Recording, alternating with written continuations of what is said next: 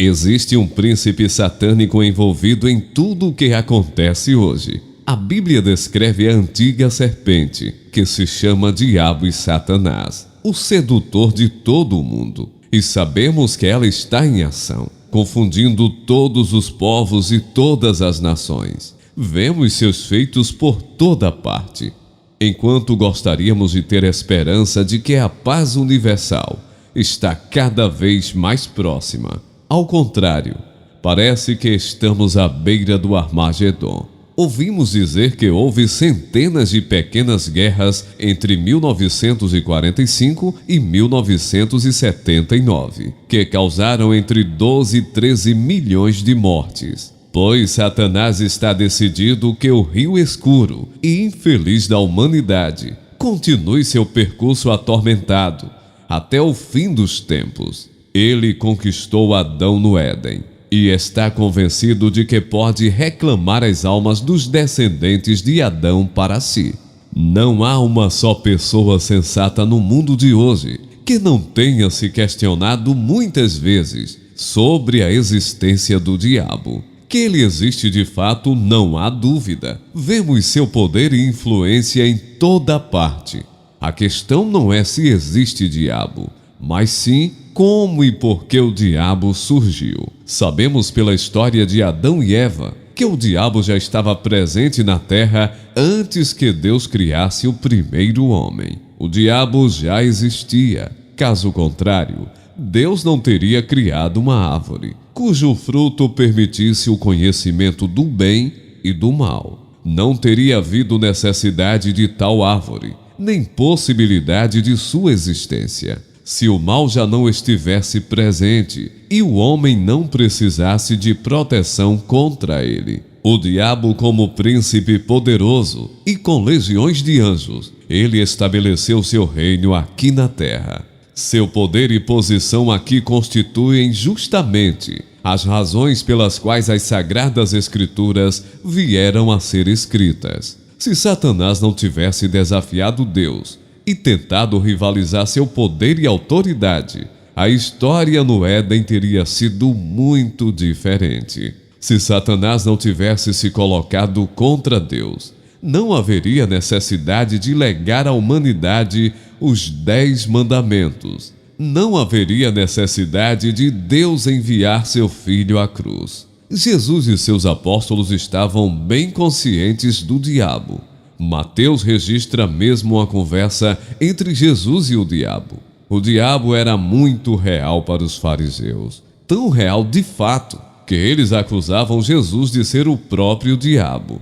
Não havia qualquer dúvida na mente de Jesus quanto à existência do diabo, nem do poder que ele exerce na terra. A força do diabo está com clareza demonstrada na passagem de Judas 9, que relata: contudo, o arcanjo Miguel, quando contendia com o diabo e disputava a respeito do corpo de Moisés, não se atreveu a proferir juízo infamatório contra ele. Pelo contrário, disse: o Senhor te repreenda.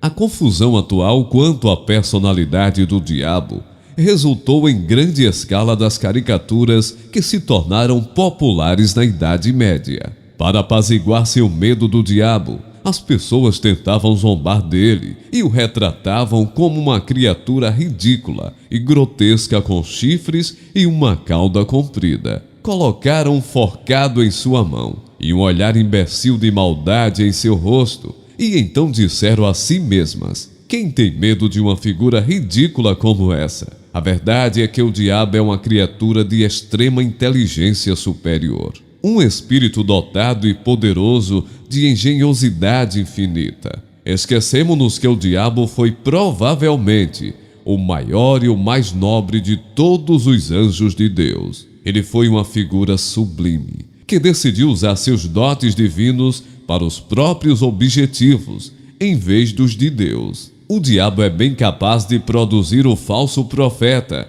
de que adverte a Bíblia. Sobre os escombros da descrença e da fé vacilante, o diabo colocará sua obra-prima, o falso rei.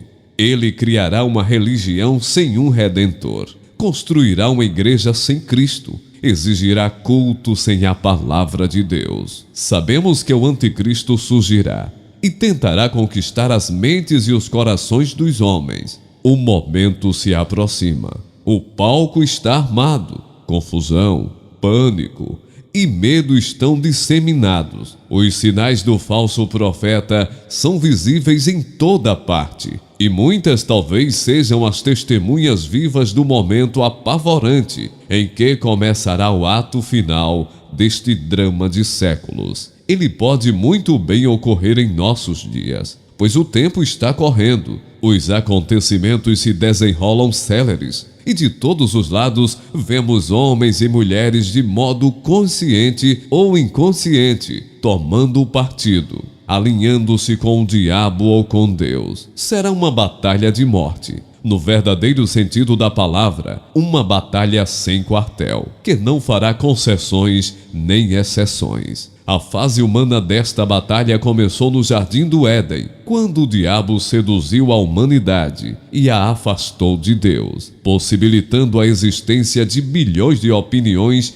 conflitantes, cada homem tomando o seu próprio caminho. Quando o anticristo surgir, neste momento na história, duas poderosas trindades estarão frente a frente, a trindade de Deus, Pai, Filho e Espírito Santo, e a falsa trindade que Satanás quer que adoremos em seu lugar, a trindade do mal, diabo, anticristo e falso profeta. É descrita no livro do Apocalipse. Então vi sair da boca do dragão, da boca da besta e da boca do falso profeta 3 espíritos imundos, semelhantes a rãs. Apocalipse capítulo 16, versículo 13. Em nenhum momento da vida, quer esteja acordado, quer dormindo, você está livre da influência destas duas poderosas forças. Nunca há um só instante em que não possa, com deliberação, escolher seguir uma ou outra.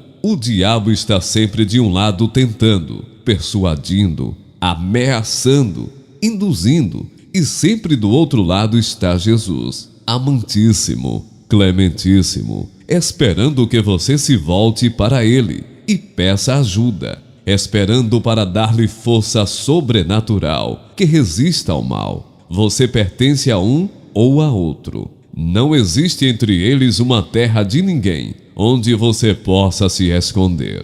Em seus momentos de maior medo e ansiedade, nos momentos em que você se sente indefeso, nas garras de acontecimentos que não pode controlar, quando o desespero e a desilusão dominam, nestes momentos, muitas vezes é o diabo que está tentando apanhá-lo no ponto mais fraco e empurrá-lo para diante no caminho que Adão tomou.